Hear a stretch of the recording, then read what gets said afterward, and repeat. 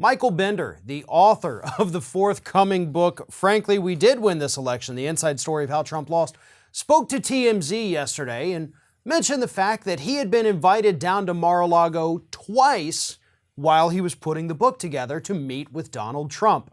But unfortunately, the meetings weren't for Donald Trump to give wonderful interviews to put in the book. Nope, the meetings, according to Bender, were because Donald Trump was furious about a claim that Bender was going to make in the book, and that was that during a visit to Europe at one point, Donald Trump had praised Hitler, specifically saying Hitler had done some good things. Trump obviously not happy that this was going to be included in the book. However, Bender refused to take it out. And at one point, according to Bender, Donald Trump had actually threatened to sue him for defamation, something that, given the fact he was president of the United States, it would be very hard for Trump to actually prove defamation at that point. Not to mention the fact the burden of proof would be onto him to prove that he didn't say something, which is virtually impossible to do. But Bender was also confident, considering that he had been told this story from multiple different individuals who were there at the time. So he felt confident enough to say, no, I don't care if you're threatening me. You can, sue me for defamation if you want. You know you're going to lose.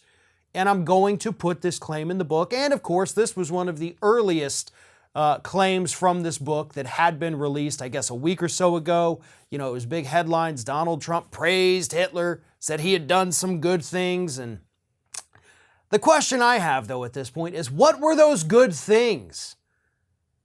What did Hitler do in Donald Trump's brain that made Trump feel confident enough to say out loud that, yeah, Hitler did some good things? No, that's literally never a phrase that anyone should ever utter, unless, of course, they are intensely anti-Semitic. But according to Bender, Trump made the claim. Trump was furious that people might know about it.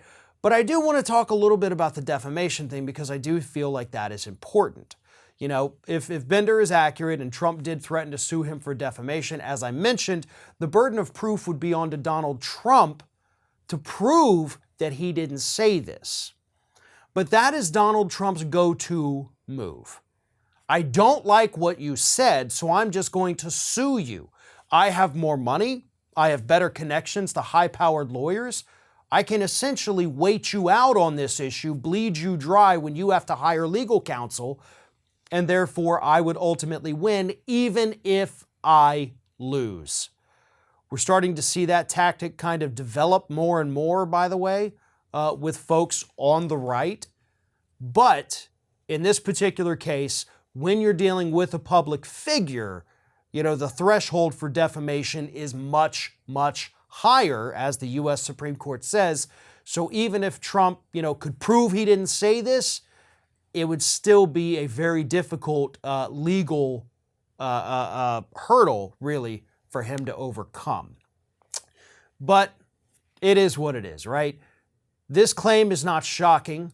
Learning that Donald Trump may or may not have even said this, not shocking whatsoever. He's a horrible human being. He has praised other really, truly horrible human beings that are still alive today. So him praising one of the worst villains from history, pretty much on par with everything we know about Donald Trump. One of today's video sponsors is CuriosityStream, a subscription streaming service that offers thousands of documentaries and nonfiction titles from some of the world's best filmmakers, including exclusive originals.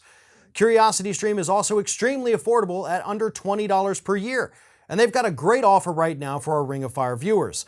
Go to curiositystream.com/ROF and use code ROF at checkout to get 25% off a year's service. CuriosityStream is the world's first streaming service addressing our lifelong quest to learn, explore, and understand. And it's available on many of the most popular platforms. It has a web app. You can get it on Roku, Android, Xbox One, iOS, Chromecast, Amazon Fire, Amazon Kindle, Apple TV, and more. And the content ranges from science and nature to history and technology to society and lifestyle. CuriosityStream is also adding new and exciting titles all the time. So go to curiositystream.com/ROF for unlimited access to the world's top documentaries and nonfiction series. And again, for our fans, use promo code ROF and you're going to save 25% off, which comes out to only $14.99 per year. So click the link below or go to curiositystream.com/ROF. Save 25% right now, $14.99 for the whole year.